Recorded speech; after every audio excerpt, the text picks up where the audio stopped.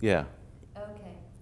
When I was a kid, I used to visit pet cemeteries, and I would go there, and when I would look at the tombstones, I never knew whether I wanted to laugh or cry, because they always had these lines on them like Daddy's little baby or our little fluff ball or some kind of funny little saying. So it's like you wanted to laugh and cry at the same time. And it got me thinking about animals, and we have like animals that are pets and some animals that we eat. And I was wondering, what is a pet? And I was thinking, would a piece of meat be a pet? One day, I went to the meat department of Ralph's supermarket and looked at frozen chickens in plastic bags. The first thing that I did, the number one thing, was name Blinky. Yeah. Farmers and people raising livestock, they say that you should never name the animals, because once you name the animals, then it's no longer a piece of meat, but it's like a living being. And people ask me, where does that name come from, Blinky? When I would go to the pet cemetery and read the headstones, there were a lot of names that sounded like that. There was like Winky and Fluffy and Binky, all these things that sort of sounded like that. So I wanted to pick a name that sounded like the other pets, but also I wanted to pick a name that had something to do with chickens. Chickens don't see the way we do. Their eyes go this way, so if they're looking like at a bug on the ground, they have to sort of turn their whole head and sort of blink. So you have this idea of like Blinky is like something that chickens do. Blinky is kind of a stand-in for us, because I couldn't go out and bury a human, but I could go through the same exact process with a pet or with a piece of meat. I went in and ordered the full funeral service, and you got a coffin, and you got the plot and the headstone and the whole thing. And I knew it would kind of be a problem, because it's all dressed and plucked and it's half frozen. Here is a photograph of the cemetery office. I ordered the complete funeral service, including a powder blue casket with pink satin lining, a lot, interment, flower vase, viewing room, and grave marker. The only question that they came out and asked me, like once they opened the box, they came out and they asked me, how did your pet die? And then I looked up and I said, I don't know, one day it just died. And they had Blinky in an open casket, and I wasn't really ready for that. And they had this nice little pink satin that Blinky was laying on. And this was a funny thing that they did. It's like, obviously Blinky didn't have a head because it was chopped off, but they had a little pillow. So they laid Blinky in the casket and put the pillow where the head would have been if there was a head. So I was just looking at this, just totally amazed. And then they brought Blinky out, and they had, dug the hole, and they had like artificial grass around the grave, and then the workers came and lowered Blinky into the grave. And this was another shocking thing that I didn't think I would see, is that on the coffin, instead of writing Blinky, they had my name written on the coffin. They had Vallance. So when I was looking at it, it was sort of like watching myself being buried. I mean, you know what I mean? So I wasn't ready for that. So Blinky was buried, and they put the grass back on, and then they brought out the headstone, and it was put into place. Here is Blinky's granite grave marker. You are welcome to visit Blinky and the peaceful cemetery grounds 7 days a week during daylight hours. I've seen people go out there and have like a picnic on the grave, and usually it's like a chicken dinner, and they'll leave like the plates and the bones and so forth, and they'll leave little fetish objects. Anything can happen at Blinky's grave, because it's open and you can visit it any time. Map of Los Angeles Pet Cemetery and location of Blinky's gravesite.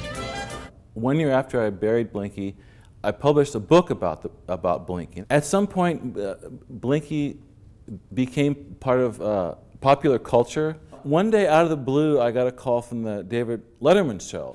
He is an artist based in Los Angeles, California. Two of his most popular works are entitled Blinky the Friendly Hen and Cultural Ties. He will explain both of these projects. Welcome, please, Jeffrey Vallance.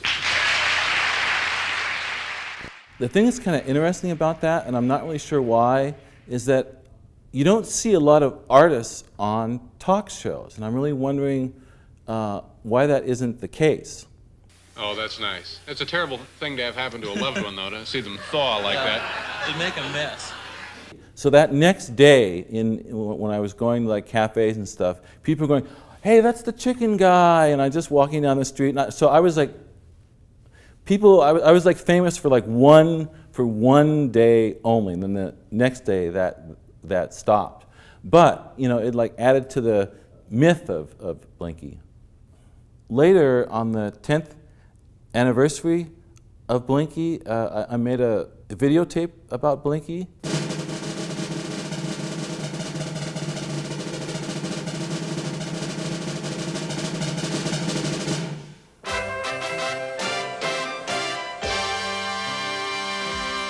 How can I bring Blinky back? How can I do something fresh? And I thought, oh, I will resurrect Blinky. Mr. Vallance would now like to exhume the body of Blinky for the purpose of conducting avian necropsy, autopsy, and lab tests to attempt to resolve certain questions which have arisen concerning the circumstances of his pet's death.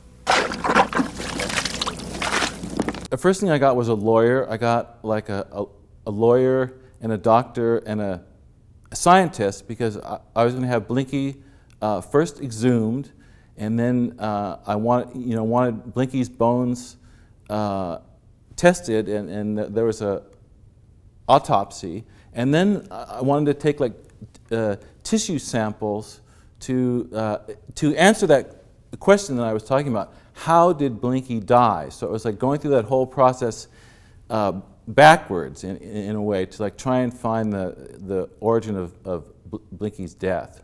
The cause of death cannot be determined. It may have been traumatic due to the fact that several bones appear fractured. I kept a few of the bones and later put those in like these golden reliquaries. So I have that series.